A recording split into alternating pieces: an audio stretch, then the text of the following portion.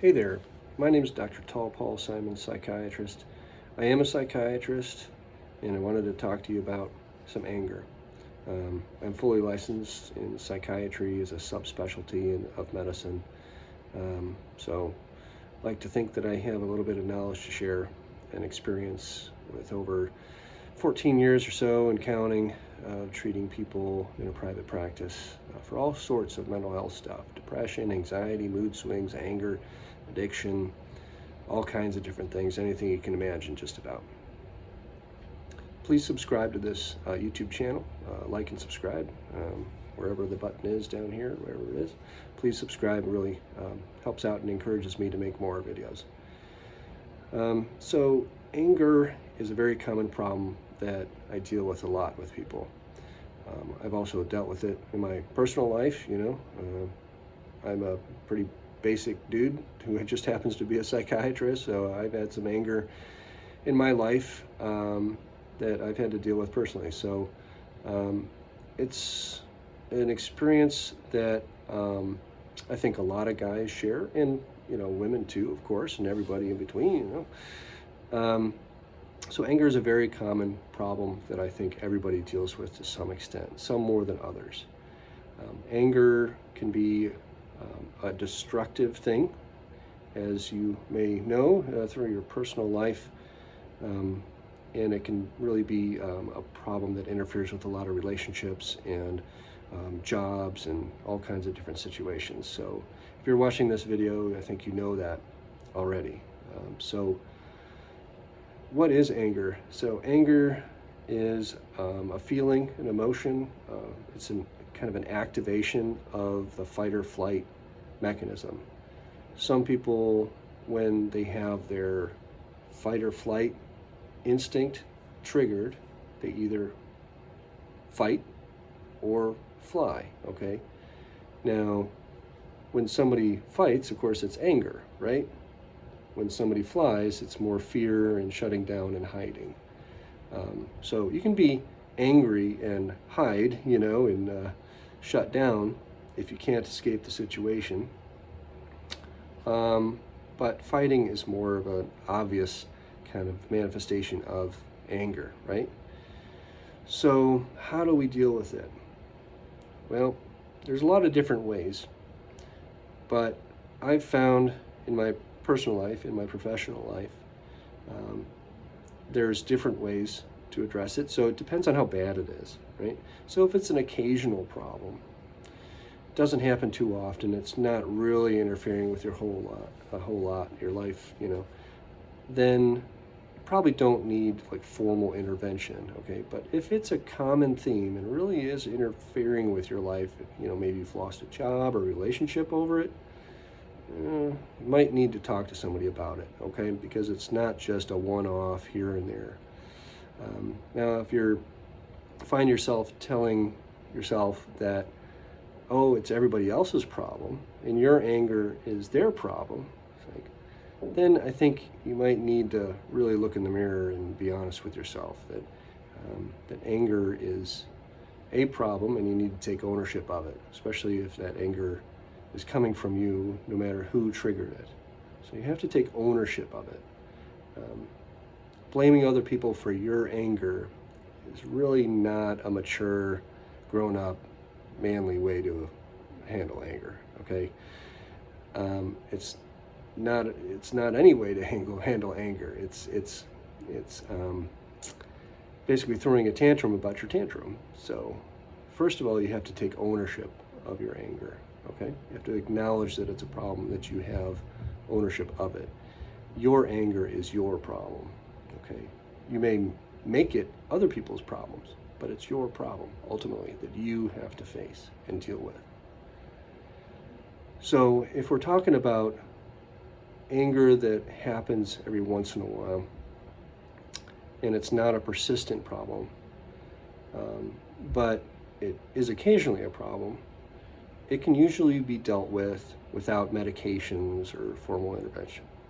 We'll get to more formal, interventions later in this video, but if you're having anger and you blow up, it's basically a shortening of the time between you and letting your emotions out. So when you're angry, it just goes 0 to 60 in a very short amount of time. Okay. Now the idea is to lengthen that amount of time between 0 and 60, between feeling the emotion of anger and then deciding what to do with it.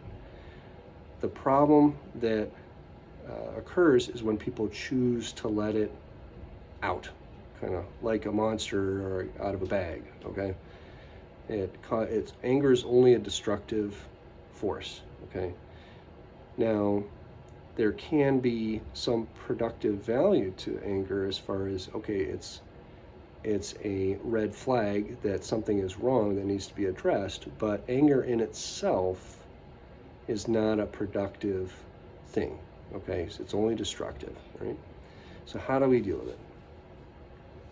So when anger happens, there's different signals in our brain that trigger the amygdala, and it sends cortisol and adrenaline out of the adrenal glands that are on top of the kidney, and you can get into the biology of it, but basically that fight or flight mechanism is triggered. And so how do we deal with it? So the easiest thing to do is to first recognize it. Like I said, you have to recognize it first. Okay, you have to recognize that you're starting to get angry, or you might get angry in a given situation. Then what you need to do, or which I've found to be helpful in my personal life, and I encourage other people to do, is that somehow we have to allow our body to calm down. It's a physical thing. It's a physiological thing, okay? So somehow we have to harness our ability to control our own physiology. That's where, for example, the idea of counting to 10 comes in. So you heard that concept, say, okay, if you're losing your temper, count to 10. Okay, well, I can count to 10 pretty quickly and still be angry, okay? So what do you do then? Okay, count to 100. And if that doesn't work, count to 1,000, The idea is to bog down your mind and your body, or slow it down, so that that fight or flight cascade of hormones and adrenaline can wash out of your system and calm down. So a key concept with that is getting away from whatever is leading to the anger or triggering the anger. Okay, so if you're in a constant fight with somebody, for instance, or there's a situation that is really triggering your anger, you need to separate yourself from that situation. Okay, and the whole counting thing is basically a separation from that stimulus. You can't really engage somebody else in an argument or a fight if you're too busy counting to 1,000. Okay, so the big core concept when anger becomes an acute problem, like a problem right now, is to back off or escape from that situation.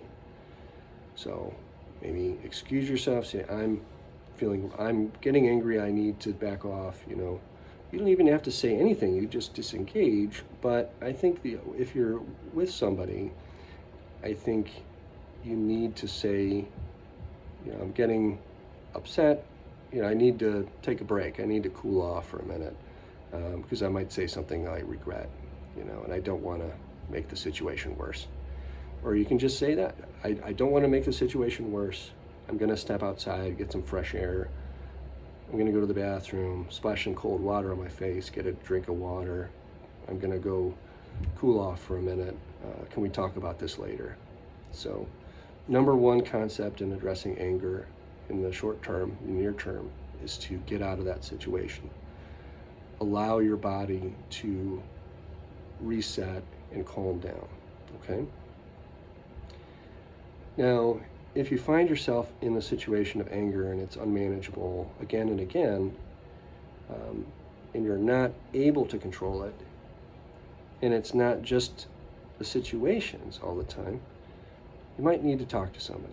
Okay, so what kind of help exists for that. So there's counseling or therapy. There's even medications that can help with anger. So anger often comes from something else. So something else like not enough sleep, or too much caffeine, or maybe you're taking testosterone supplements or some hormone replacement. Those things can bring out anger. Now, again, some anger is normal, but if it interferes with your life, then it's not normal.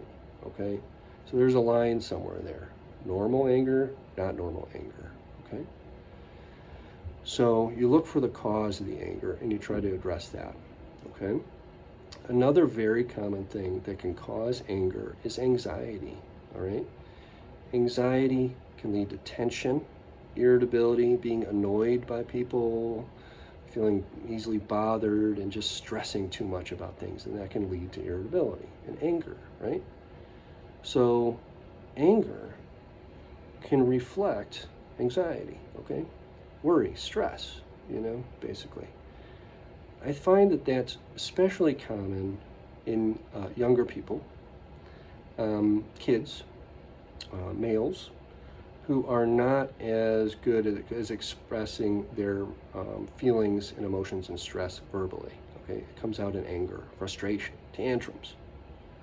So sometimes people will say, "Oh, that kid has a lot of mood swings," or "That person has a lot of mood swings." Well, maybe, but it could also be anxiety. Now, anger and irritability can be also seen in bipolar sometimes. If somebody's manic and really ramped up all the time and elevated and going a mile a minute, and just really, really intense, and they don't want anybody to get in their way of what they're doing, it's almost like a high, intense up, okay? Sometimes that can be in mania. So mania, anxiety, something else, like marijuana can actually cause irritability. So people think often that it calms them down, and it may when they're intoxicated, but you can't be intoxicated all the time because you build up tolerance to it. And according to studies, and I see this a lot actually in practice with people, is that when people who smoke a lot of pot, they are not high, they're more irritable than they would otherwise be. They're very concrete in their thinking, they're very rigid and inflexible and unreasonable in a way. And so they tend to be a little bit irritable because people will say things or do things that they don't like or object to, and can lead to some anger problems. So according to studies, marijuana actually will increase anger. So a lot of other substances can as well. So please, if you're really struggling to find the cause of it, talk to somebody, and talk to your primary care doctor or a provider there, and start to kind of piece it apart. But number one is finding the cause and escaping the triggers of anxiety, and your trigger of anger, and letting your body's fight or flight, adrenaline rush wash out of its system and just kind of dissipate, because after a while it will. You can't be in fight or flight all the time. It's just not sustainable. So yeah, I think that's pretty much what I wanted to say about anger. I'll probably have more videos about this in the future as well. So I hope you found this helpful. You guys take care, and talk again soon. Bye-bye.